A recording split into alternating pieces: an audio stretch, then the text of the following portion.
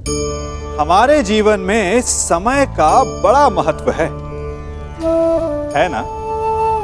भोर होने पर जब पक्षी चहचहाते हैं, तब से लेकर संध्या होने तक और फिर से भोर होने तक हम सब क्या करते हैं?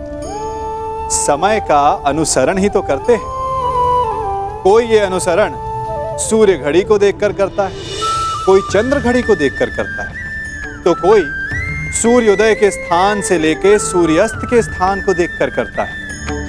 परंतु इस चक्र को देखकर क्या हम उससे कुछ समझ पाते हैं? नहीं। जो ये देख सकता है वो जानता है कि समय किसी भी पल नहीं रुकता, वो एक क्षण के लिए नहीं ठहरता, वो निरंतर आगे बढ़ता रहता है।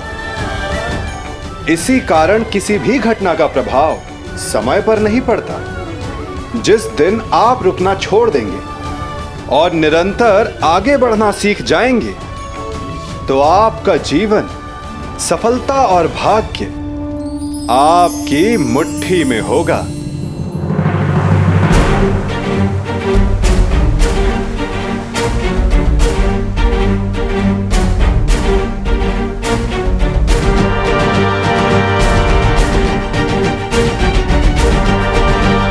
प्रणिपात दाऊ।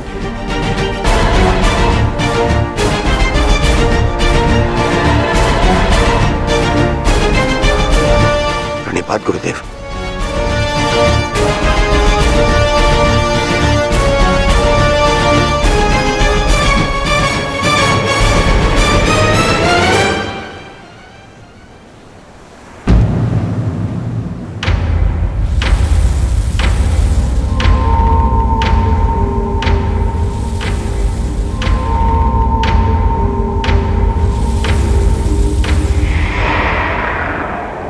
अक्षणी सेना का विनाश हो चुका है कान्हा। आर्यव्रत के सभी महारथी काल के गाल में समा चुके हैं। अब और कितनी आहुति दी जाएगी इस युद्ध में कान्हा? उत्तर दो। बंद करो ये विनाश, बंद करो ये महाभारत अब।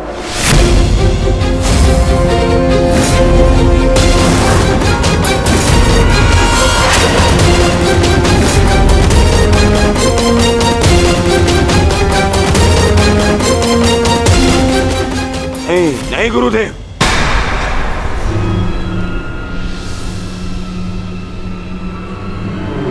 मैं इतना कुछ खो चुका हूं कि अब जब तक मेरा प्रतिशोध पूर्ण ना हो जाए, ये युद्ध समाप्त नहीं हो सकता। और ना ही मैं अपनी प्रतिज्ञा पूर्ण होने से पूर्व इस युद्ध को समाप्त होने दूंगा।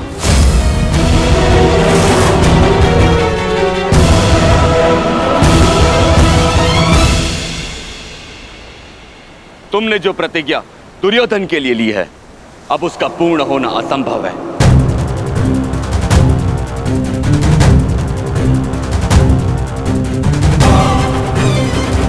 क्योंकि गदा युद्ध में कमर से नीचे प्रहार करना नियम के विरुद्ध है।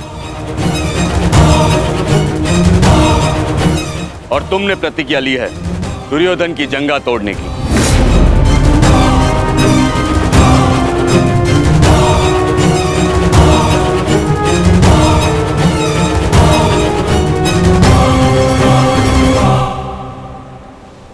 कैसी अनीति दाऊ! महामहिम भीष्म के बाणों की शैया पर जाने के पश्चात इस युद्ध में कोई नीति शेष नहीं रही दाऊ। और फिर आपने तो स्वयं को इस युद्ध से विमुख रखा था ना। आप इस युद्ध में भाग नहीं ले सकते दाऊ।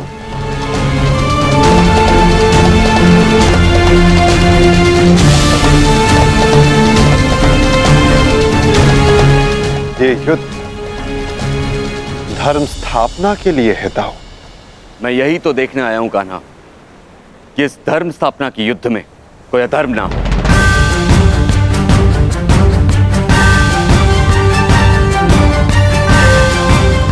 निश्चित रूप से मैं इस युद्ध में सम्मिलित नहीं होऊंगा, परंतु शरणागत की पुकार सुनना मेरा धर्म है। मैं नहीं चाहता कि कल को संसार ये कहे कि यदुवंश के कान्हा के होते हुए अधर्म हुआ।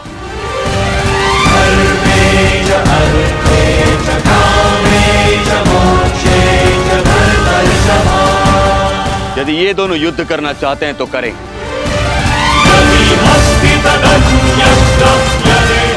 इस युद्ध का निर्णायक मैं बनूंगा।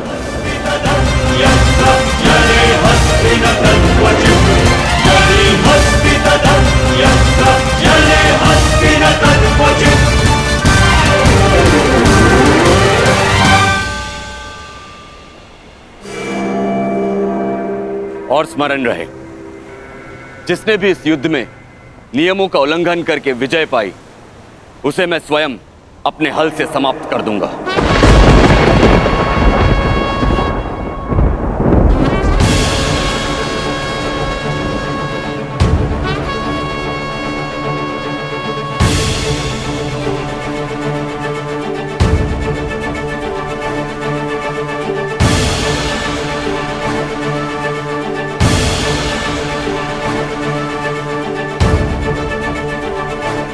नियम वही होंगे जो गदा युद्ध में लागू होते हैं।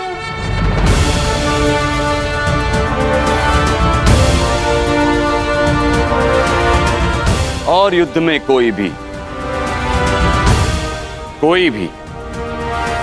योद्धाओं के मध्य नहीं आ सकेगा।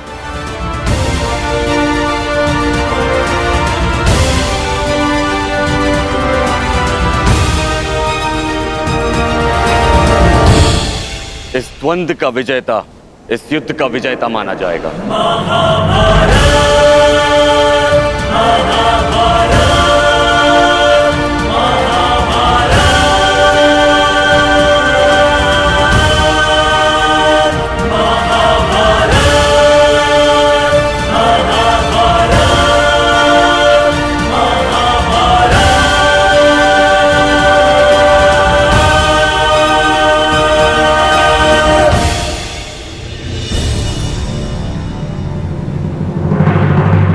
अब धर्म स्थापना का भार तुम्हारे कंधों पर है विकोदर।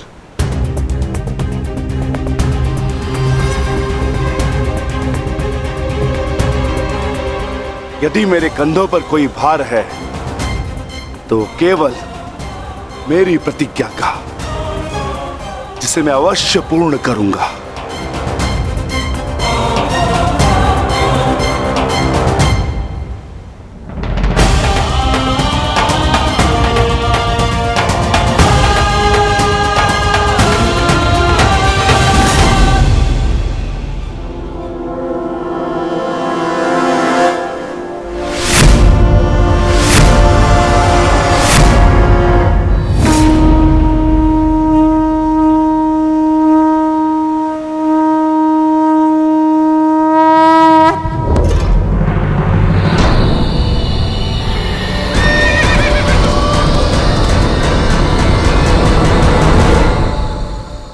युद्ध प्रारंभ करो।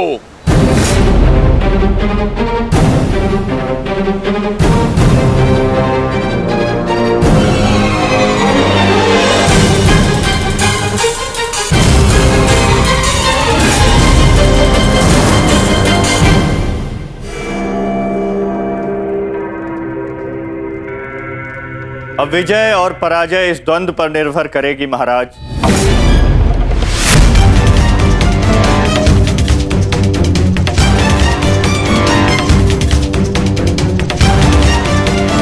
एक ओर प्रतिशोध है तो दूसरी ओर प्रतिज्ञा।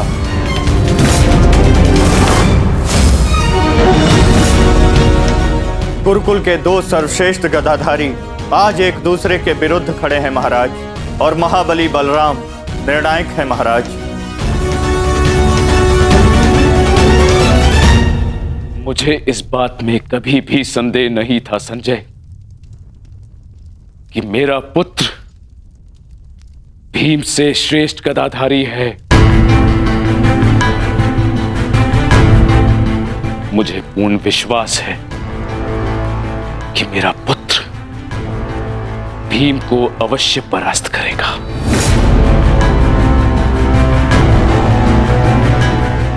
परंतु मुझे चिंता थी तो केवल वासुदेव की, कि कहीं वो किसी प्रकार का छल ना करे। परंतु अब गांधारी के वरदान फल स्वरूप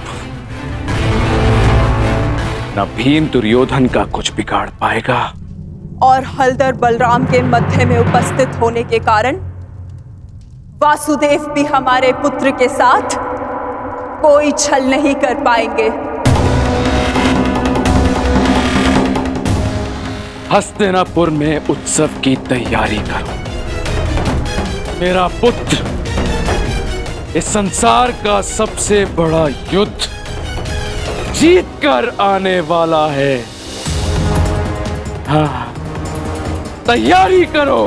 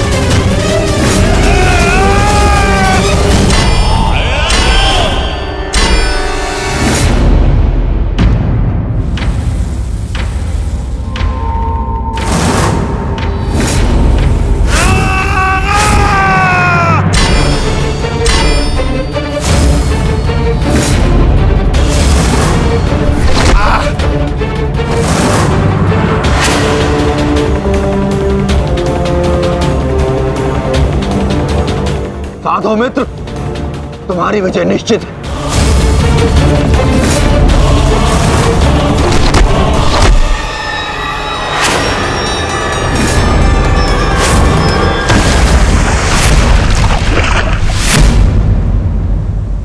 माधव, यदि ऐसा ही चलता रहा तो भीम दुर्योधन के आगे अधिक समय तक टिक नहीं पाएगा। ये द्वंद्व पूर्ण रूप से दुर्योधन के पक्ष में है।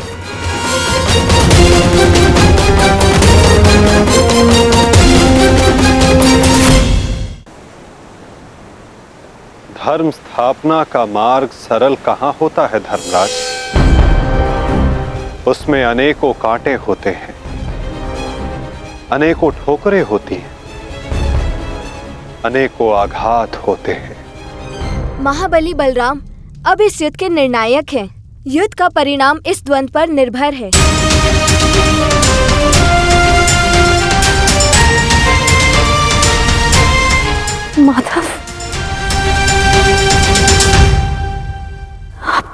देखते रहेंगे।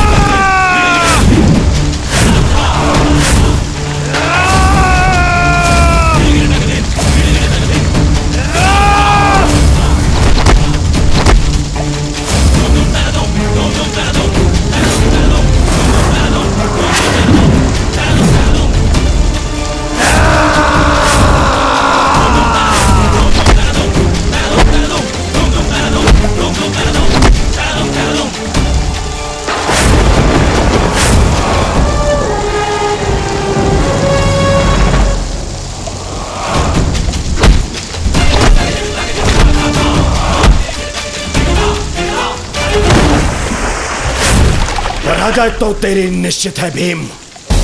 फिर क्यों पराजय के साथ साथ मृत्यु का भी आह्वान कर रहा है?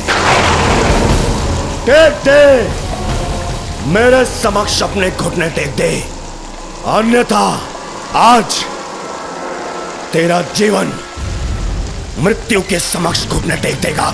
जब मेरे ज्येष्ठ कर्ण ने मरते समय अपना धर्म नहीं छोड़ा तो उनका यह अनुज कैसे छोड़ सकता है? अब यह युद्ध हम में से किसी एक के मृत्यु के पश्चात ही समाप्त होगा। नहीं, वो तेरा ज्येष्ठ नहीं था, कोई संबंध नहीं था तुम्हारे साथ में उसका, क्योंकि कोई अनुज अपने ज्येष्ठ की इस तरह मृत्यु नहीं करता, वो भी छल से। वो केवल मेरा था, मेरा मित्र था वो। तुम्हारा उसके साथ में कोई संबंध नहीं था कोई संबंध।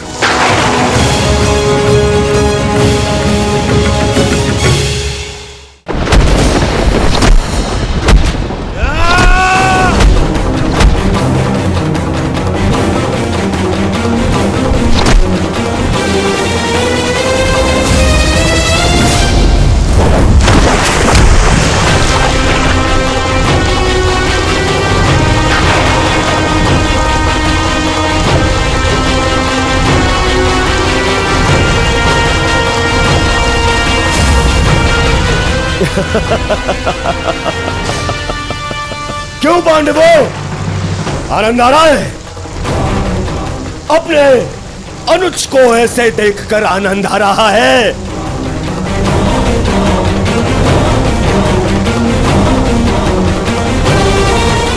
इसी के सहारे इस युद्ध में विजय प्राप्त करने का स्वप्न देखा था ना तुम लोगों ने?